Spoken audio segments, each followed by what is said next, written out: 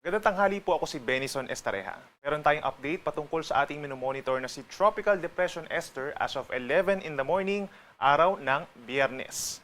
Si Bagyong Esther po ang madaling araw at huling namataan at 10 a.m.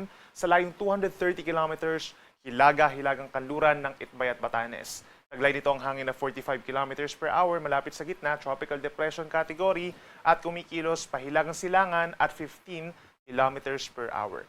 Yung direktang epekto nitong si Bagyong Esther ay nandito po sa may parting extreme northern Luzon, dito po sa may Batanes at sa halos buong Taiwan, asahan yung pabugso-bugsong hangin at minsang malalakas na mga pag-ulan. Habang base rin sa ating latest animation, kung mapapansin din po nila, may makakapal na ulap at mga pag-ulan dito sa malaking bahagi ng Luzon. Yan po ay associated naman hindi directly from Bagyong Esther, kundi dahil sa southwest monsoon or hanging habagat at kitang-kita pinakamalalakas yung mga pag-ulan sa ngayon dito sa may Pangasinan, Zambales, Bataan at yung mga kalapit na lugar nakakaranas din po ng paminsang-minsang malakas na mga pag-ulan. Habang dito naman sa may parting Palawan, Bicol, Visayas and Mindanao, maliit ang tsansa ng mga pag-ulan pero kung meron man, more on mga isolated rain showers or thunderstorms lang, hindi direktang epekto din ng bagyo or ng southwest monsoon. Base po sa pinakahuling track ng Pag-asa, kikilos ang bagyo sa loob ng 24 oras, pahilagang silangan hanggang sa weekend, makalabas na po ito ng Philippine Area of Responsibility. So, simula po ngayong tanghali hanggang mamayang gabi, babagtasin na bagyo ang rugged terrain o yung mabundok na kalupaan ng Taiwan. Maring mamayang gabi na sa may coastal area na po ng Eastern Taiwan ang Bagyong Esther hanggang sa makalabas po ng PAR bukas ng madaling araw agad-agad. Nakikita po natin once manatili siya dito sa may East China Sea pagsapit ngayong weekend, bahagyang lalakas pa ito bilang isang tropical storm. At nakikita natin yung kabuuan ng bagyo na apektuhan po ng hangin at mga pag-ulan itong Batanes province at hindi po nakakaapekto sa ilang babahagi ng ating bansa. Kaya naman po sa ngayon nakataas ang tropical cyclone wind signal number 1, aasahan yung pabugso-bugsong hangin at ulan doon ngayong araw lamang. And then meron po tayong sea travel suspension automatically kapag meron tayong wind signal number 1.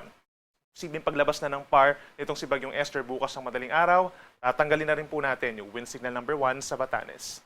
Samantala, dahil pa rin sa Esther, Bagyong Esther at sa southwest monsoon, for today, maraming lugar din po makakaranas ng pabugso-bugsong hangin. Kabilang na dyan ang Ilocos Region, Cordillera Region, natitirang bahagi ng Cagayan Valley, halos buong Central Luzon, Metro Manila, Calabarzon, Oriental Mindoro at Occidental Mindoro. Bukas naman at sa Sunday, meron pa rin aasahang pabugso-bugsong hangin dulot ng southwest monsoon sa malaking bahagi po ng Luzon. Kabilang ng Ilocos Region, Cordillera Region, most of Cagayan Valley, pagsapit po ng araw ng Sabado, gayon din sa may Aurora, Zambales, Bataan, Metro Manila, Calabarzon, and Occidental Mindoro. Habang sa linggo naman, patuloy ang pabugso-bugsong hangin or occasional gust sa Batanes, Babuyan Islands, Ilocos Region, Abra, Apayao at Zambales. Para naman sa magiging lagay ng mga pag-ulan natin sa susunod pa na 2 araw, expected po na pinakamalalakas dito sa may western section ng ating bansa. Yan po ay epekto ng southwest monsoon. Asahan yung mga hanggang 200 mm na dami ng ulan sa susunod na 24 oras dito po sa may La Union, hindi sa Pangasinan at Zambales. Mataas po ang tsansa na magkakaroon dyan ng heavy rainfall warnings at yung 200 mm po equivalent siya sa 200 liters na tubig ulan per 1 square meter. So ibig sabihin po, kapag kayo ay nasa mababang lugar, mas mataas yung tsansa na yung mga galing po sa bundok ng mga pag-ulan ay bababa po sa inyong lugar at magkukos ng mas mataas na mga pagbaha. Kaya mag-ingat po sa mga flash floods, sa pag-apaw ng mga kailugan, at sa banta din ng landslides. Asahan naman yung 50 to 100 mm or paminsan-minsang malalakas sa pag-ulan dito sa may kulay dilaw po ng mga areas.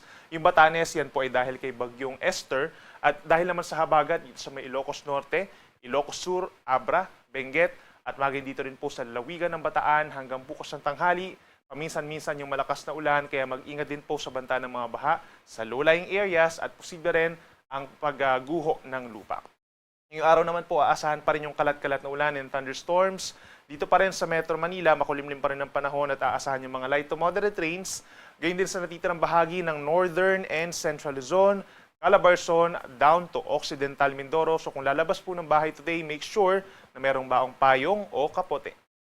At pagsapit naman po bukas ng tanghali hanggang sa Sunday ng tanghali, ito yung time kung saan nakalabas na ng PAR at nasa may East China Sea na ang bagyong Esther. Pero magpapatuloy pa rin po ang southwest monsoon dito sa buong Ilocos Region from Ilocos Norte down to Ilocos Sur, La Union, Pangasinan, and Zambales. Asahan yung hanggang 100 millimeters na dami ng ulan, paminsan-minsan malakas po yan.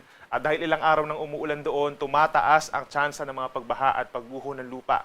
Habang dito naman sa natitirang bahagi ng Northern Luzon, sa Cordillera, Cagayan Valley, and the rest of Central Luzon down to Metro Manila, pagsapit po bukas, araw ng Sabado, makulimlim pa rin ang panahon at may tsansa pa rin po ng mga light to moderate with at times heavy rains at may mga thunderstorms din po pagsapit ng hapon hanggang gabi. At yung mga hindi natin nabanggit na lugar sa may Southern Luzon, ganyan din sa Visayas and Mindanao, partly cloudy to cloudy skies naman in general mula umaga hanggang hapon. And then sa hapon hanggang sa madaling araw, posible ang mga pagkulimlim at mga localized lamang na mga thunderstorms. Para naman sa lagay ng ating karagatan, asahan pa rin po na magiging maalon dito sa may Northern and Central Luzon sa susunod pa na 2 araw. Epekto po yan ng southwest monsoon at bahagyang epekto rin po ni bagyong Esther. Hanggang 3.4 meters dito sa may extreme Northern Luzon at nasa 2.5 to 3 meters yung maximum wave height naman dito sa may West Philippine Sea at sa may silangan po ng Cagayan Valley and Aurora. Habang ang natitirang baybayin ng ating bansa, generally mababa or banayad hanggang katamtaman ng taas sa mga pag-alon, nasa kalahati hanggang 1 metro at posible ang mga thunderstorms kaya tumataas din po ng hanggang 2 metro ang mga pag-alon doon ng saglit lamang. At yan muna ang latest mula dito sa Weather Forecasting Center po ng Pag-asa. Every 6 hours po ang update natin regarding kay Bagyong Esther. Ako po muli si Benison Estareja. Mag-ingat po tayo.